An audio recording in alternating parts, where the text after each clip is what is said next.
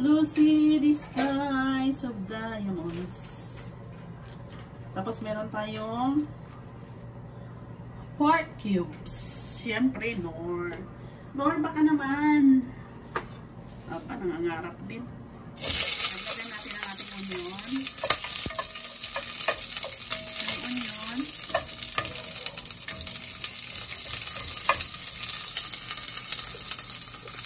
Garlic.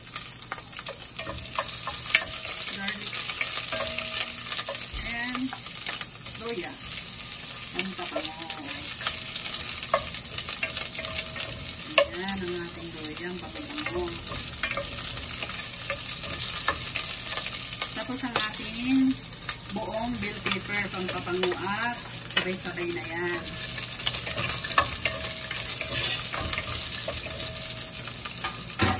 Sabay-sabay na ang ating pork cube para mabango siya. Ayan. Then, kunin na natin ang ating ribs. Ilagay na natin dito. Pinakuluan ko muna siya guys para talagang masarap at mawala ang lansa at saka malambot. Okay, haluin natin. Pinakuluan ko siya ng mga 20 minutes para hindi siya masyadong malambot. Kasi iluluto mo pa ulit siya ng 5 minutes.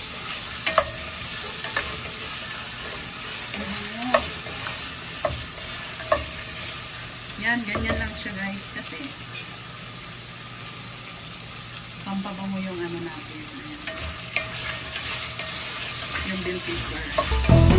My own style. So, what's next? Ilagay natin yung potato. Puti-puti. Palambutin muna natin si potato guys. Palambutin natin si potato.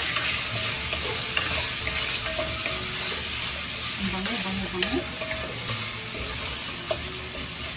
Try nyo itong recipe na to. Hindi kayo magsisisi. So, ilagay na natin ang ating pinakuluan ng ano kanina. Yung sabaw niya. O, see? Ayan. Ang bango-bango. Ang bango-bango. Bango-bango. Ng ating nilagang pork ribs. Para may sabaw. Lagyan natin siya ng patis. Kunting patis na. Aray, mainit. Umayan. Patis. Tapos, pamintang. Meron na siyang paminta kanina. Dagdagan natin konti. Then, bubura natin siya konting magic sarap. Kunti lang. Kasi may more cubes na kanina. Then, pakulo-pakulo. Pag lumambot na yung potato, ilaglag na natin yung ating string beans. Siya mamaya. And guys, umusok na siya. Pwede na. Pinantay na ni Bunso ang ating fried chicken. Yung Bunso is, paborito kasi ni Bunso to eh. Ito na, ilaglag na natin ang ating buong chicken. Na mayroon palaman sa loob na sibuyas and lemongrass. Sibuyas, lemongrass at saka dahon sibuyas para mabango.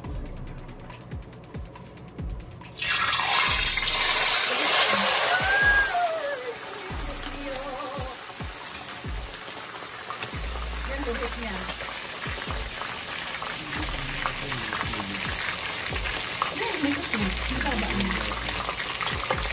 Ayan na siya guys. Wait na lang natin siya. Tapos mamaya babalik pa rin natin yan. Okay. Diba? Nakakapos na. Tapos bigyan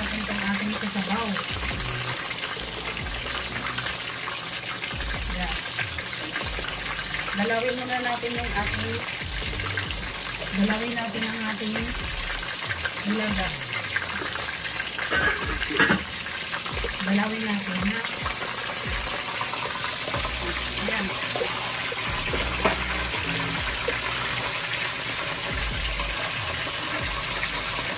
Dalawin natin si nilaga.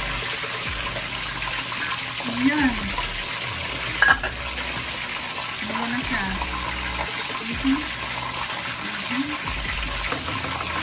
Lagyan natin ang ating string beans. Kailangan may gulay talaga, guys, diba? Gulay is like ganun talaga. Last my fried chicken, pwede na, sold na with sabaw. Sabaw na ribs. Uy, kalamit. Ayan. Takpan natin konti. Tapos look natin siya. Iya, mamaya. Check this out. Kulo na, guys. Daglag na natin yung natirang brown sibuyas and pichay.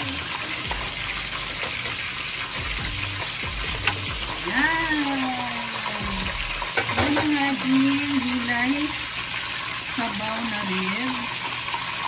Simplihan lang natin. Huwag natin masyadong pagandahin. Ditong bahay nga lang. Ayan, ang sarap. Huwag natin takpan para hindi siya malata. Bak, tuluto na si Aling Gemma. Tikman na natin. Wow. Wow, sakto lang. Sakto lang. Sakto lang siya. Yes. Okay, siya mamaya. Check natin. Apurahin na natin tapos. Pag kumula na, isang kulo, enough na. Huwag lang natin siya takpan. Para hindi malata ang ating gulay. Para maganda siya tingnan. Para colorful. O, diba? Lutong Gina. Lutong ala Gina. Yan ang ating bell pepper, oh. Oo. See? Oh. Okay, pwede na po yan, guys. Pwede na po yan. Pwede na po siya. Oh. Tulo na siya. Tulo na.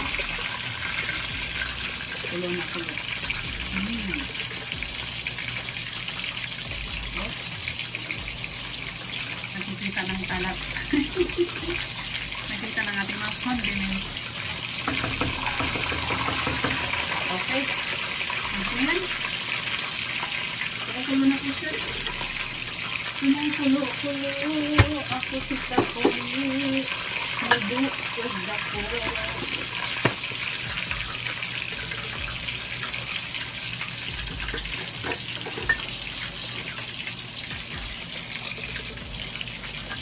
Hindi na yan. Basta tama na yung lasa. Okay. Dito naman tayo mamaya sa ano. Sige, check natin yung lechon natin. Lechon. Ayan, lechon mo. Diba? Ito sa pigs kasi ito. Para replacement cake, ginagawa ng nanay. Diba? Matagal pa po yan bago balik ka rin. So, dito naman tayo sa ating ilaga. Kulo na. Balik naman tayo mamaya. Balik tayo na natin siya, guys, kasi medyo na golden brown na po siya. Golden brown. Masak natin ng kaunti, ha?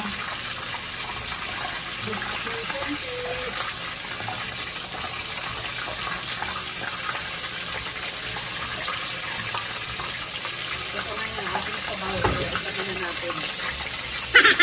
Ito na yung ating sabaw. Okay, let's go. Wow!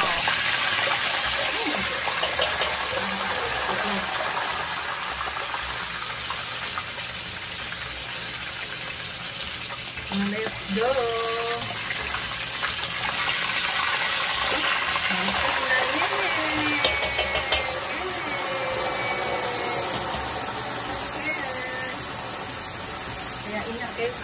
Parental guys, ha?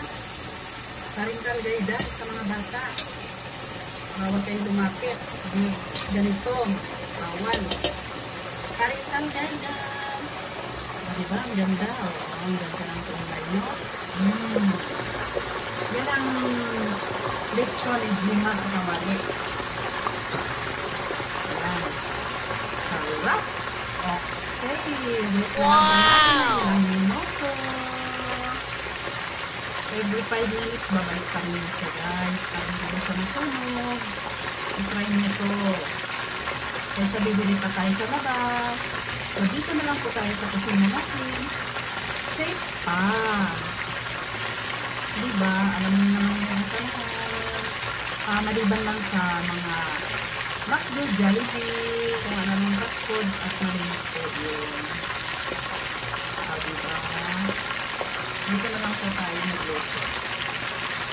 Okay, hindi-indiin na natin. Para hindi siya mabakbak. See you later. Ganda yan. So, ang ganda ng kulay, guys. Ito na yung ating maliit na kusina. Yan ang ating halahan. Ito na yung aking ano, guys. Oh, yung sabaw na wala ko na. Ito na yung sabaw. Ito na lang. Yan na lang. Inisok na ito na. Ang fried chicken na lang. Fried chicken. Fried chicken. Fried lechon pala. Fried lechon sa kawali. Bahala na kayo anong tawag. Oh my gosh. Check na natin, guys. Pwede natin baliktad. Kasi baliktad-baliktad lang every 5 minutes. Oh, pwede na. Baliktad natin ulit. Para maluto talaga ang loob. Yes. Para maluto ulit ang loob. Para maluto talaga ang loob. Then, luhit lang po siya. Luhit. O, diba? Yes. Ang cute ng aming lechon manok. Lechon ala Jema. Okay, magpaluto na kayo, magpaluto na. Request ng mga bata yan eh. Hintay na ni Yanis eh. Ayan na mga expert ni Aling Jema. Wow! Diba? Simple recipe lang, pero masarap siya. Okay, after minutes, babalikan nyo na naman po ulit. Para magpantay po yung kulay niya. O, diba? Siguro 5 times 4. Mga 20 minutes po. Kakabalik pa. Okay. Ayan. Wait na lang natin para nang maluluto na. Don't let me down. Check natin, guys, kung pwede na naman natin baliktarin. Last na baliktad na po ito. Luto na siya.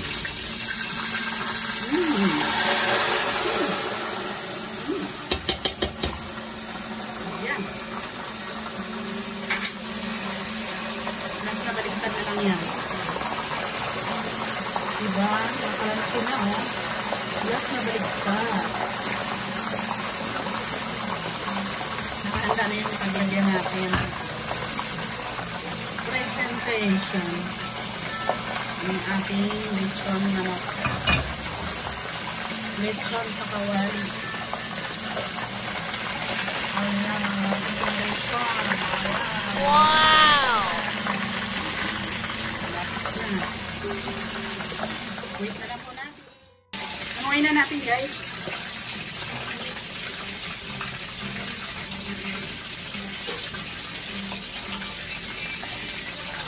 All you need is love. Wow. Okay. Ayan. Yes. Yes. Ayan na. Ito na. Yan. May aftertaste pa tayo. with sabaw. Ito na yung ating aftertaste. Tikman na natin guys. Lagyan na natin sa kanin para masarap.